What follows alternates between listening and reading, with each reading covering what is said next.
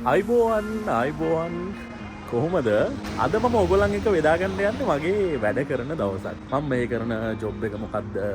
එතකොට මම මේ මොනවද කරන්න කියන එක තමයි අද ඔයගොල්ලන් එක්ක මම බෙදා ගන්න යන්නේ. ඉතින් යාළුවනේ මම දැන් ඉන්නේ බ්‍රේෂියාවල. වෙරෝනා වලින් මම බ්‍රේෂියාවලට ආවා. මම ඉන්නේ වෙරෝනා. මම ජීවත් වෙන්නේ වෙරෝනා. නමුත් ඉතින් මට අද බ්‍රේෂියාවලට එන්න උනා. කියන්නේ වෙරෝනා ඉඳන් පැයක විතර දුර වෙන සිටි එකකට මට එන්න ඕන. විස්තර ටිකක් තියෙනවා මම ඔයගලන්ට හිමීට කියන්න. ඉතාලියේ ඉතින් සාමාන්‍ය දෙයක් කෝපි එකකින් වැඩ පටන් ගන්න එක, කැෆේ එකකින් වැඩ පටන් ගන්න එක. හරියට නිකන් අපි ලංකාවේ අපි ප්ලේන් ටී එකෙන් වැඩේ පටන් ගන්න දවස පටන් ගන්න නේ. ඒ වගේ. අපි එහෙනම් කෝපි එකක් දීලා වැඩේ පටන් ගමු. Uno ginseng. Rango piccolo. Piccolo. Sì.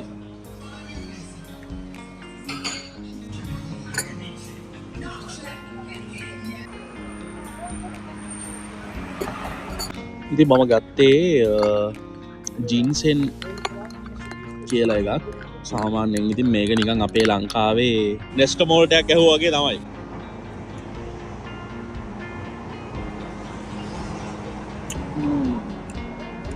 මාරයි. සාමාන්‍යයෙන් ඉතාලියේ මොන වැඩක් කරන්න ගියත් මම ටිකක් පාරායින කින්නේ සමහරට ඕගොල්ලන්ට වාහන සද්දෙත් එක ඇහෙන්නේ නැද්ද දන්නෙත් නැහැ. මම ටික හයියෙන් කතා කරන්න. ඉතාලියේ සාමාන්‍යයෙන් මොන දෙයක් කරන්න ගියත් උදේට කැෆේ එකක් දීලා දවස පටන් ගන්න එකක් තියෙනවා. ඉතින් ඒක ඉතින් අපි පුරුදු වෙනවා මෙහෙට. මොකද ඉතින් අර කැෆේ එකෙන් එන කැෆේන් වලින් එන එනර්ජි එකත් එක්ක දවස පොඩ්ඩක් පටන් ගන්න ගතියක් තියෙනවා. දවසම කැෆේ එකත් එක්ක ගියා එක ඉතින්. ඉතාලියත් එක්ක ඉතාලි ජීවිතෙත් එක්ක කැෆේ එක එකට එක මෙහෙම බැඳිලා තියෙන්නේ. ඉතාලි ජීවිතෙත් එක්ක කැෆේ එක කියන එක හරිම ළඟයි. ඉතින් මම අද බ්‍රේෂියාවලට ආවා. ඉතින් මගේ ජොබ් එකේ එක පාර්ට් එකකට මම ඔයගලන්ට දැන් වෙන තැනකට ගිහිල්ලා කියන්නම් ඒ විස්තර ටික. ගොඩක් කට්ටිය මගෙන් අහලා තිබුණේ. ඉතින් ඒකටත් එක්ක වීඩියෝ එකේ මම විස්තර ටික කියන්නම්. දැන් ඉතින් කැෆේ එක බිව්වා. කැෆේ එකේ සල්ලි දීලා අපි යන් ටිකක් නිදහස් තැනකට නිකන් මේ පාක් එකක් වගේ තැනකට නේ. ගිහිල්ලා අපි කතා කරමු වැඩි විස්තර. යා.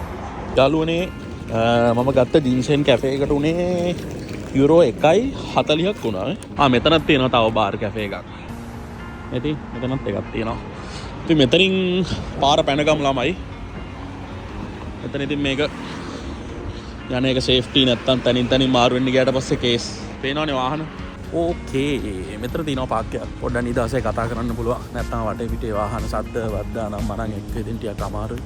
අද මම ඕගලන්ට කිව්වනේ මගේ ජොබ් එකේ එක දවසක් එක්ක ඕගලන්ව මම ෂෙයා කරගන්න යන්නේ කියලා. ඉතාලියේ විවිධ වූ රැකියා තියෙනවා. විවිධ විදිහේ ජොබ් තියෙනවා. මෙහේ ජොබ් එකක් හොයාගන්න එක භාෂාව මත අත්දැකීම් එක්ක එක්ස්පීරියන්ස් එක්ක සහ කාලෙත් එක්ක තමයි සහ ඩොකියුමන්ට් එක්ක තමයි ඩිපෙන්ඩ් වෙන්නේ.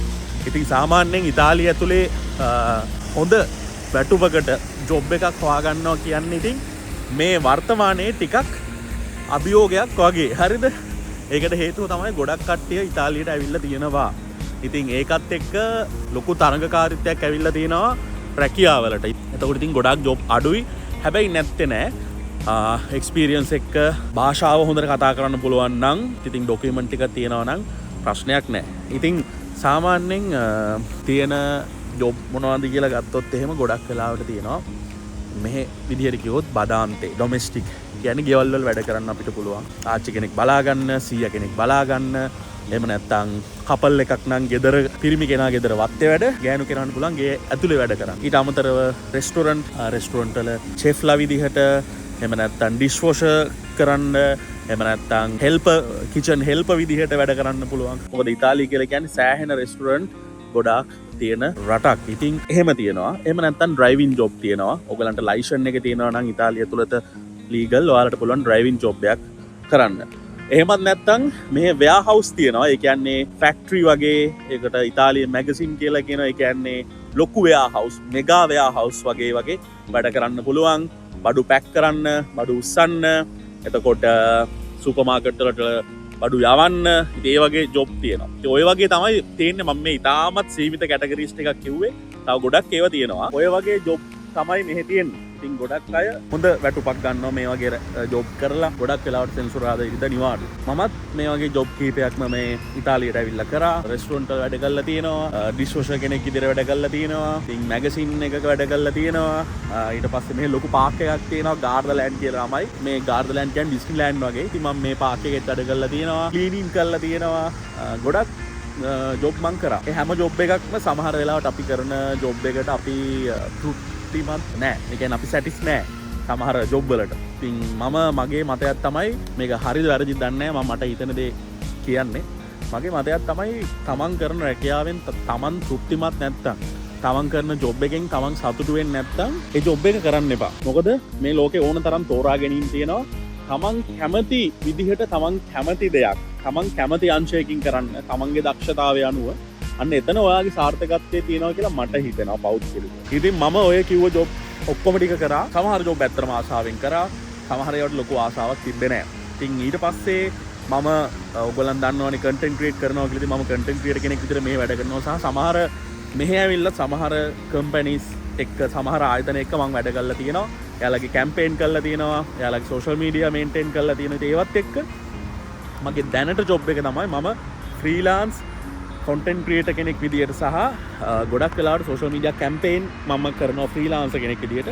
ඊට අමතරව මම මෙහි පෞද්ගලික ආයතනයක ගොඩක් රියල් ස්ටේට් පැත්තට බර පෞද්ගලික ආයතනයක මම මාකටිං මැනේජර් කෙනෙක් විදියට එහෙම නැත්නම් ප්‍රවර්ධන කළමනාකරුවෙක් විදියට වැඩ කරනවා. ඉතින් මම එතනදී ගොඩක් වෙලාවට ඒගොල්ලන්ගේ ආයතනයේ තියෙන කැම්පේන්ස් කරනවා, ෂූට් කරනවා, එඩිට් කරනවා, ප්‍රොමෝෂන්ස් කරනවා. එතකොට ඊට අමතරව යාළගේ ඉවෙන්ට් වලට මම යනවා. ඉතින් මෙන්න මේ වගේ ජොබ් එකක් තමයි මම මෙහෙ කරන්නේ. ඒ කියන්නේ මගේ සබ්ජෙක්ට් එකට සම්බන්ධ ජොබ් එකක් තමයි මම මෙහෙ ඇත්තටම කරන්නේ.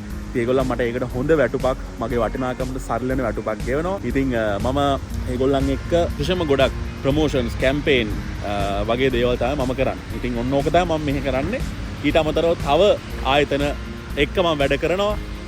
කැම්පේන් කරනවා, ඒගොල්ලන්ගේ කැම්පේන් රන් කරනවා. ඉතින් අර මම ඔයගොල්ලන්ට ඊයේත් කිව්වේ ඉතින් ඒ දේවල් එක්ක ඉන්නකොට මගේ කන්ටෙන්ට් ක්‍රියේටර් ලයිෆ් එක මට චුට්ටක් අතෑරුණා. ඒකත් එක්ක තමයි මට හිතුනේ ආපහු මම බ්ලොග් සීරීස් එකක් කරන්න ඕනේ කියලා. ඉතින් හරි ඔළුවට නිදහසක් ළමයි මේ තමන් කැමති අංශයකින් ජොබ් එක කරනකොට ඇම්බියුලන්ස් එකක් යනවා පොඩ්ඩක් ඉන්න.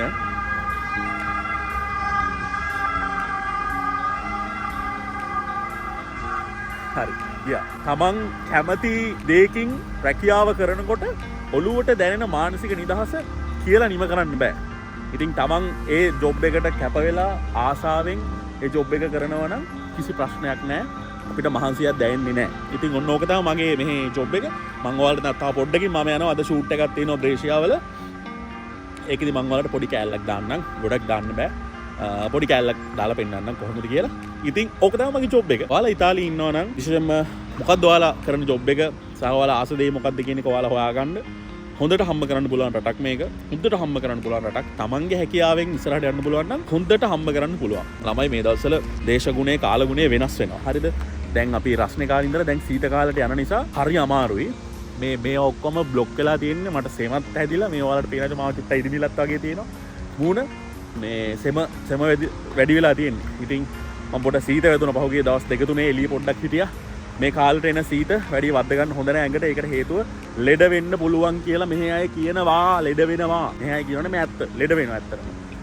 මේ හුලඟට සීතත් එක්ක එන හුලඟට මොකද මේක වෙදේක මාරු වෙන කාලේනේ. ඒ නිසා අමාරුයි ටිකක් කතා කරන්නත්. ඔයාලා ඉතාලියට එන්න බලාපොරොත්තු වෙමින් ඉන්නවනම් ඔයාලගේ ස්කිල් එකක් ඩෙවලොප් කරගෙන එන්න ඔයාලා හිතන්න. ඔයාලා ඉතාලියට එන්න බලාපොරොත්තු වෙනවා. ඔයාලගේ හැකියාවක් ඔයාලා දියුණු කරගෙන එන්න හිතන්න. ඔයාලගේ පැත්තෙන් ඔයා චෙෆ් කෙනෙක් නම් ඔයාට টොප් මේක නියම රට. ඔයාට ඉස්සරහටම ගිය හැකි.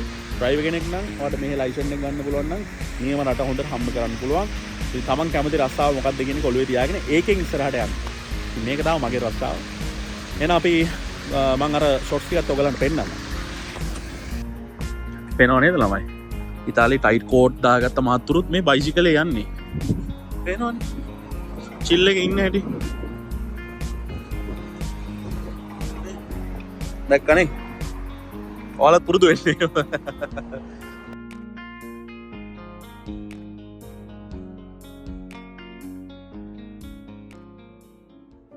ඉතින් ඔන්න ඔය විදිහට තමයි අද මගේ වැඩ කරන දවසක් ගෙවිලා ගියේ මං හිතනවා ඉතින් ඕගොල්ලන් බ්ලොග් එක බලන්න ඇති කියලා. දැන් ඉතින් හවස 6ට කිට්ටුයි. දැන් ඉතින් නැවත ගෙදර බලා යන්න තමයි තියෙන්නේ හවස 6ට ළඟයි. හැබැයි හවස 6ට ළඟයි වුණාට යාළුවනේ ඉර එළිය අවුව තාම තියෙනවා. අවුව බැහැලා නැහැ. ඕගොල්ලන්ට පේනවා ඇතිනේ. අවසාන වශයෙන් ඕගොල්ලන්ට කියන්න තියෙන්නේ තමන් ආස දේ මොකක්ද? ඒ ආස දේ නිරත වෙන්න, තමන් කැමති දේ කරන්න. ඇත්තරම ජොබ් එකේ ස්ට්‍රෙස් එක නැති වෙනවා. ජොබ් එකේ තියෙන අර මනස අවුල් වෙන ගතිය නැති වෙනවා. තමන් ආස දෙයක්, තමන් කැමති දෙයක් කරාට පස්සේ. ඉතින් ඒ වෙනුවෙන් ඕගොල්ලන් ප්‍රැක්ටිස් කරන්න, ඒ වෙනුවෙන් ඕගොල්ලන්ව පුහුණු කරන්න. තමන් ආස දෙයක් තමන්ගේ වෘත්තිය වුණාට පස්සේ ඇත්තට මේක හොබි එකක් වගේ කරගෙන යන්න පුළුවන්. එහෙනම් ඉතින් තවත් මගේ ජීවිතේ එක දවසක් එක්ක අපි ආපහු හම්බ වෙමු.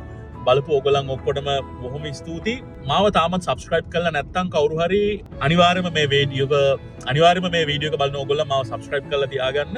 අපි තව තිරිසකට මේ ඉතාලියේ ලයිෆ් එක ගත වෙන්නේ කොහොමද කියන එක පෙන්නමු. ඉතින් මගේ අරමුණත් ඒකම තමයි.